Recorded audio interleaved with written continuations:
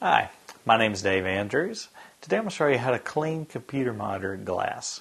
I have here a laptop that has an LCD screen on it, and most of the new computer monitors that you're going to be purchasing, including all the laptops, have an LCD screen.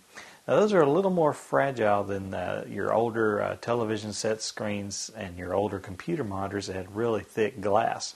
So when it comes to cleaning those, first thing you need to keep in mind is you don't want to use any kind of glass cleaning products on your LCD computer screen.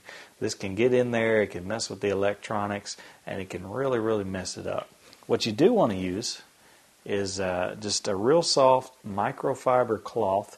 I've also heard these referred to as cheesecloth or something similar to that. You can get these at computer stores and office stores. So you just take your soft cloth and you're just going to wipe it really carefully on the LCD screen.